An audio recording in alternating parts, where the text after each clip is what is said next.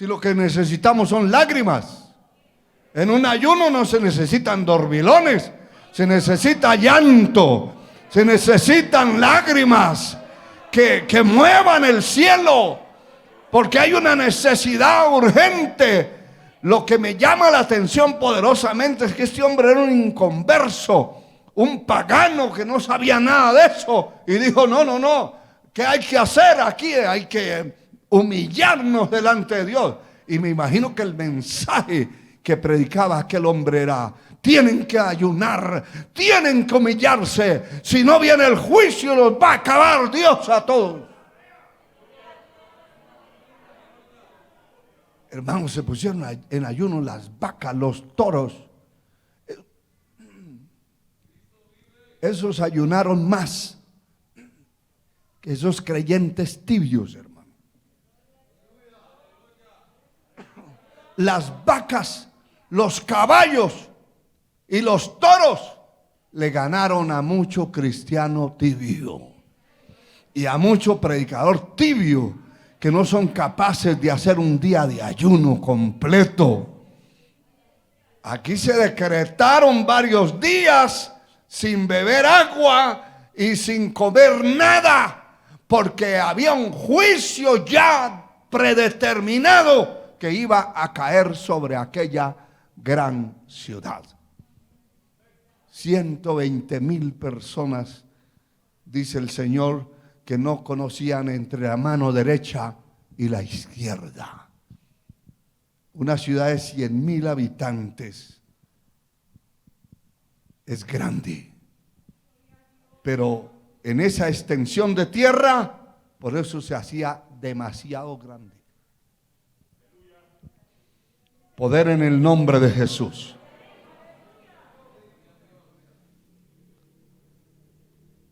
Se arrepintieron, se convirtieron de sus malos caminos. Y ese hombre inconverso como que repetía lo que el profeta estaba diciendo y les hablaba, y se convirtió en un predicador. El rey pagano.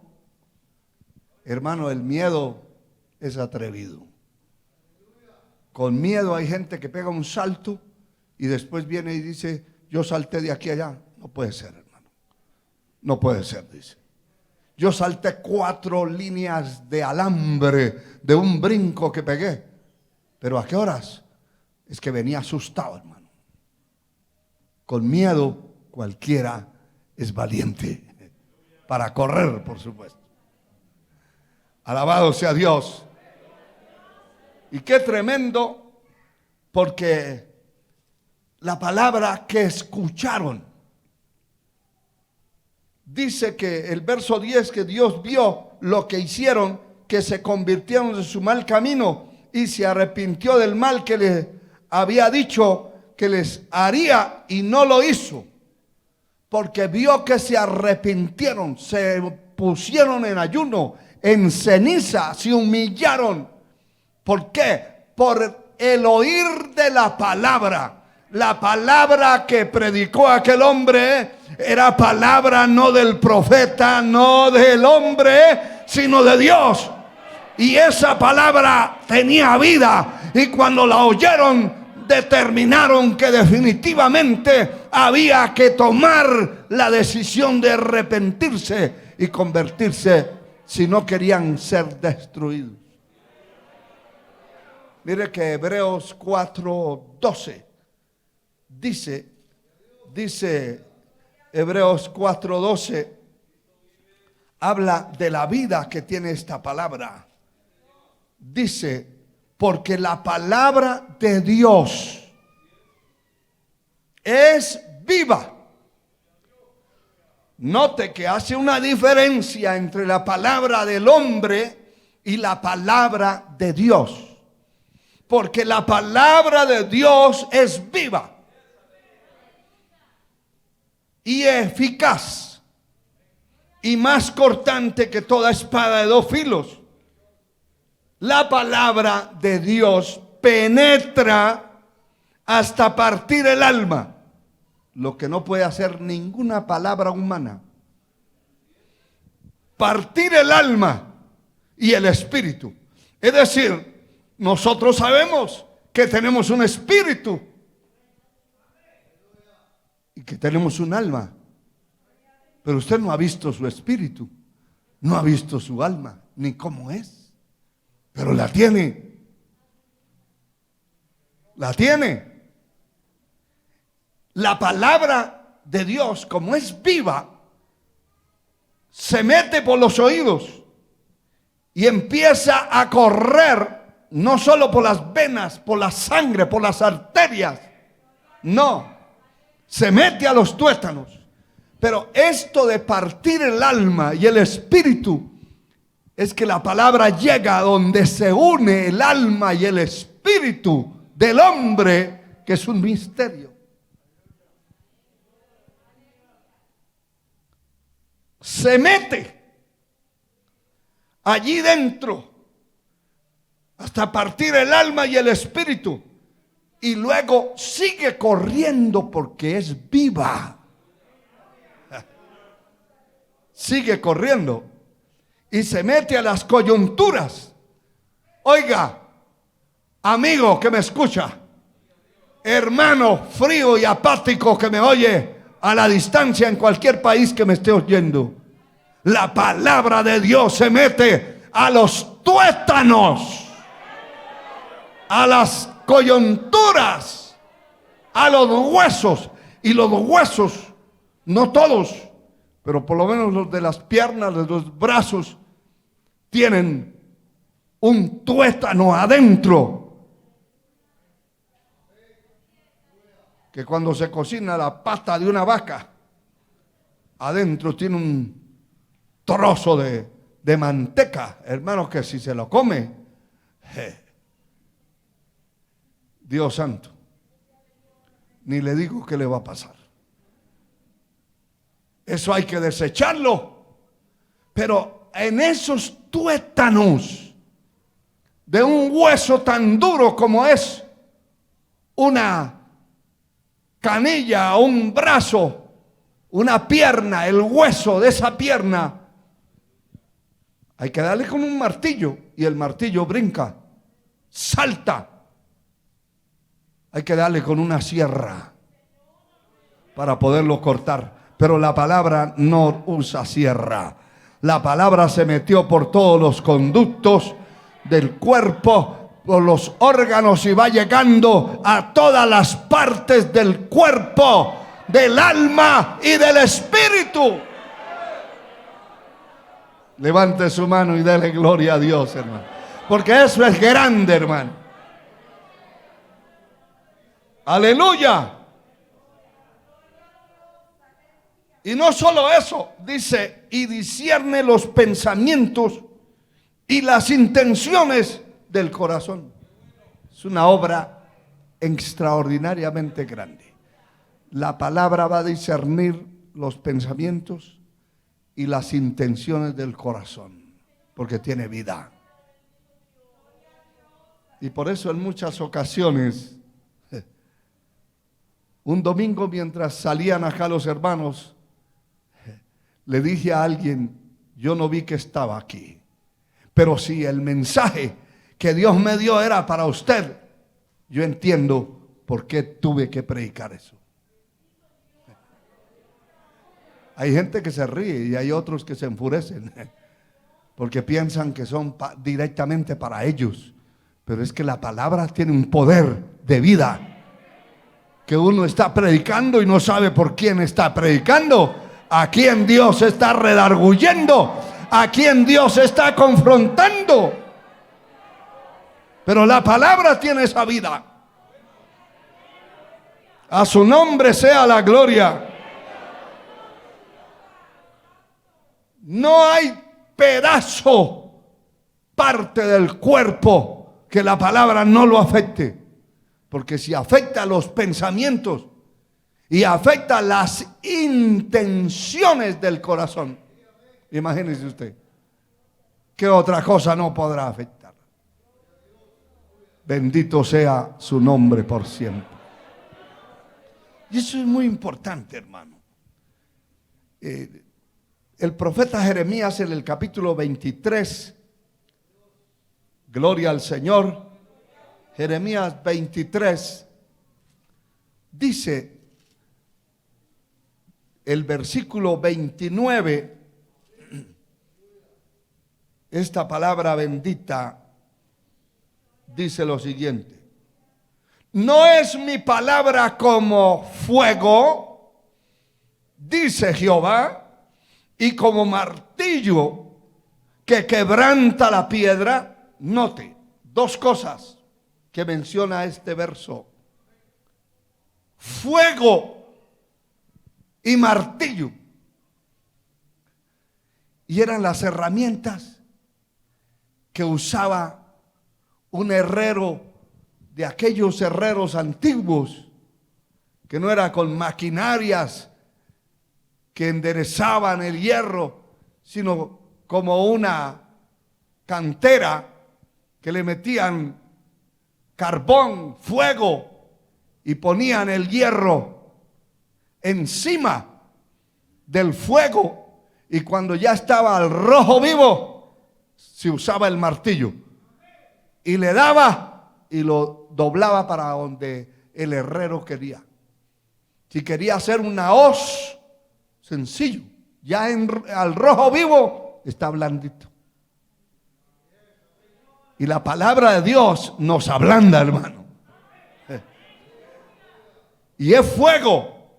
Y cuando el fuego se mete en nuestro corazón, en nuestra alma, entonces estamos dispuestos y blanditos para que el martillazo de la palabra nos dé la forma que Dios quiere darnos a nosotros.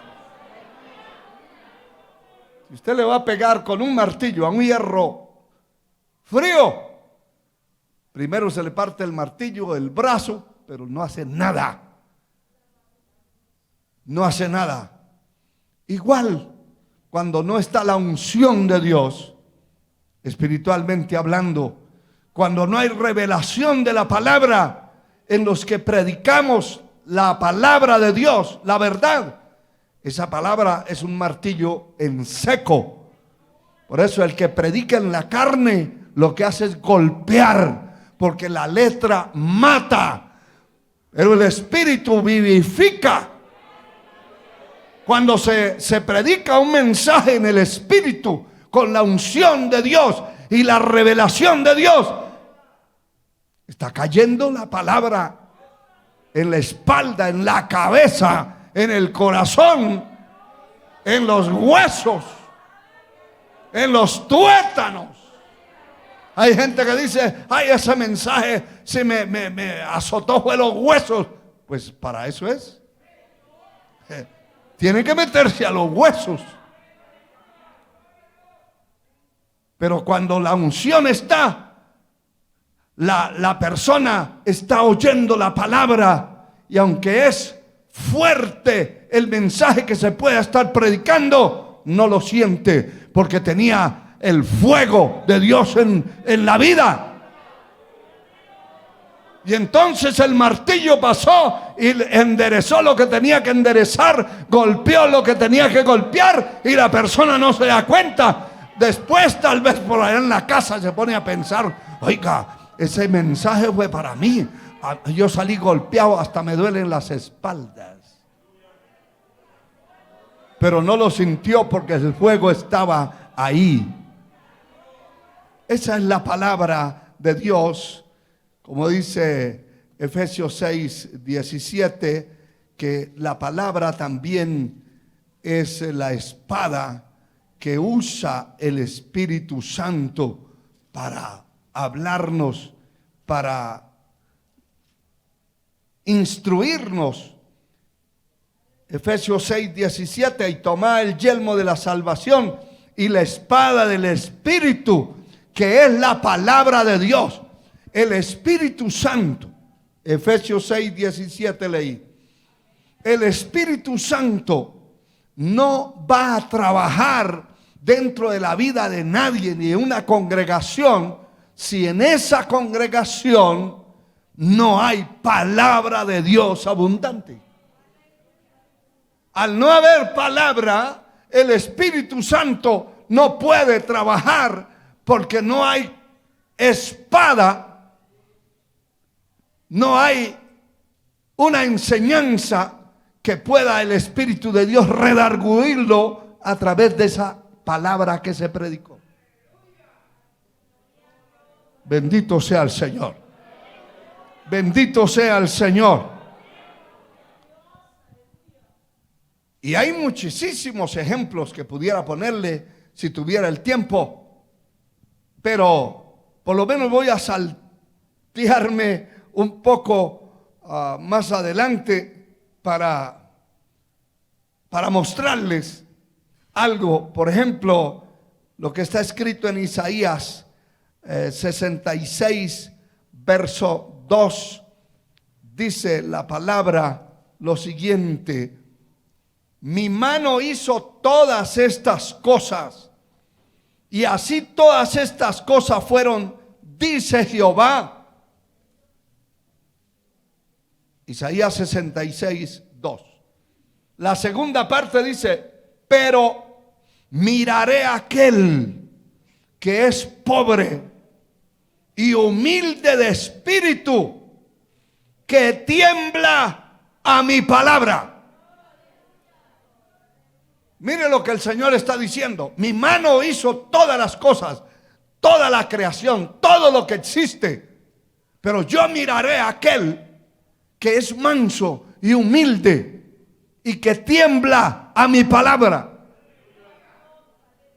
Es decir, que la palabra de Dios es el temor de su corazón. Tiene temor y respeto a Dios, a su palabra. Pero en el libro de los Hechos, me agrada mucho esto del capítulo 2 del libro de los Hechos, verso 36. Dice esta palabra en un mensaje que está predicando el apóstol Pedro: sepa pues ciertísimamente toda la casa de Israel que a este Jesús, a quien vosotros crucificasteis, Dios le ha hecho Señor y Cristo. ¿Los estaba confrontando? Sí. ¿Qué les estaba diciendo? Ustedes mataron al Hijo de Dios. Ustedes, la casa de Israel, lo crucificaron. Cuando oyeron esa palabra, se compungieron de corazón, es decir, empezaron a llorar. Y dijeron a Pedro y a los otros apóstoles: varones hermanos, ¿qué haremos? ¿Qué haremos? Pedro les dijo: arrepentíos y bautícese cada uno de vosotros en el nombre de Jesucristo para perdón de los pecados, y recibiréis el don del Espíritu Santo. Alabado sea el Señor. Y si seguimos viendo, dice el verso 40: y con otras muchas palabras testificaba y les exhortaba diciendo: sed salvos de esta perversa generación. Así que los que recibieron su palabra fueron bautizados, y se añadieron aquel día como 3,000 personas, y perseveraban en la doctrina de los apóstoles, en la comunión unos con otros, en el partimiento del pan y en las oraciones. ¿Qué nota usted esto? Que inmediatamente esta gente se convirtieron de verdad, porque se integraron a la congregación, y era una multitud como de 3,000 hombres. Se integraron a la congregación, empezaron a llegar a los cultos de oración Eso no me lo estoy inventando yo. Es lo que les decía al comienzo. Eso no me lo invento yo. Aquí dice que perseveraban en la doctrina, en la comunión unos con otros, en el partimiento del pan y en las oraciones. Es decir, donde decían, allí hay culto, allí llegaban. Hay oración, ahí llegaban. Va a haber santa cena y ahí llegaban.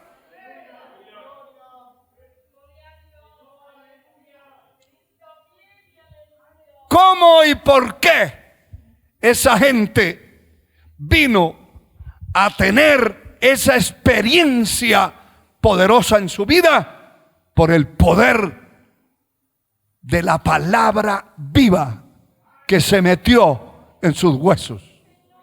Hoy hay gente que puede pasarse en 15 días sin llegar a un templo y lo mismo les da. Y el día que llegan, pues están horriblemente fríos, porque imagínense, el fuego viene por la presencia de Dios.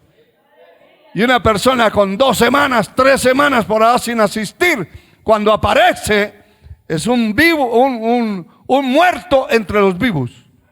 Es un cadáver en medio de los que lo están velando.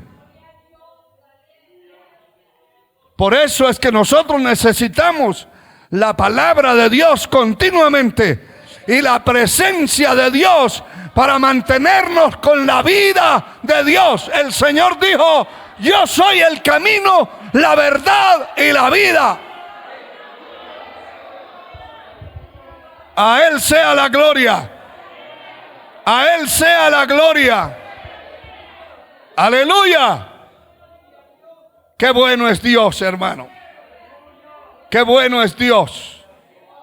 Definitivamente. Y si hablamos,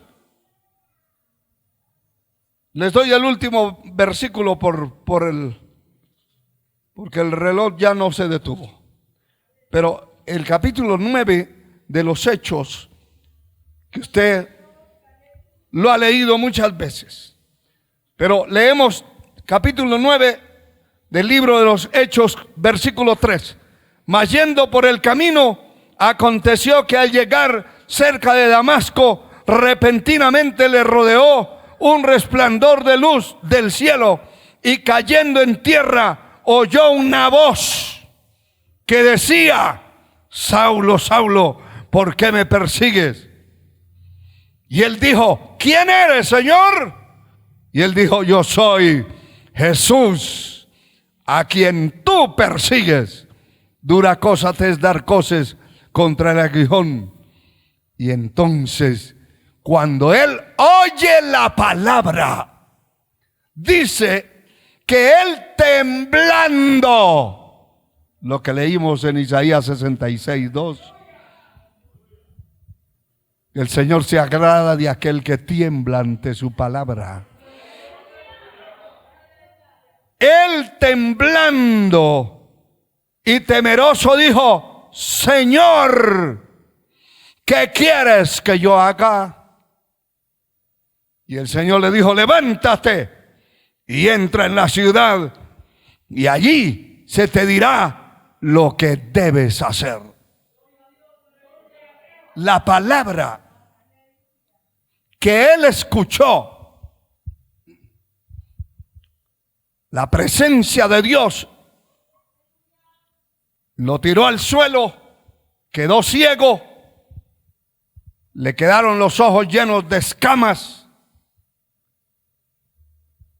quedó allí confundido, pero escuchó la voz de Dios. Bendito sea el Señor para siempre. Oyó una voz que le dijo: Saulo, Saulo, ¿por qué me persigues? Y él dice: ¿quién eres, Señor? Yo soy Jesús, a quien tú persigues. Dura cosa te es dar coces contra el aguijón. Y entonces, cuando él escucha que es la palabra de el Cristo que hacía unos años había muerto en la cruz del Calvario, no pudo resistir, porque él andaba por las casas y las calles buscando a los creyentes para arrastrarlos y llevarlos presos y matar a los que podía. Y tenía cartas de los principales religiosos de su tiempo para hacer esas cosas. Pero cuando él oye la palabra, le entró un temblor. Le entró un temblor y se llenó de miedo. Y lo único que salió de su boca en palabras fue Señor. Y Señor no se le decía a cualquiera. Señor, ¿qué quieres que yo haga? Hermano, la palabra de Dios tiene vida en sí mismo. Tiene un poder extraordinario. Que Dios nos ayude, hermano. Y cuando usted saque un tiempo para leer la palabra, no piense que lo está perdiendo. Nunca perderemos el tiempo cuando abrimos la palabra y leemos, escudriñamos. Aleluya. Es una delicia oír la palabra de Dios, escudriñar la palabra de Dios, porque el alma se alimenta, se regocija. Póngase de pie, hermano. Si hubiera alguien en esta noche que no tiene a Cristo en el corazón, usted, amigo, que se descarrió y quiere volver a Cristo, el altar está abierto. Dejamos un par de minutos para que usted pase de muerte a vida. Si hay alguien que no tiene a Cristo en el corazón, acá el altar está abierto para que usted pueda reconciliar con el Señor, reconocer a Cristo como Salvador de su alma, y seguro que el Señor va a bendecir su vida.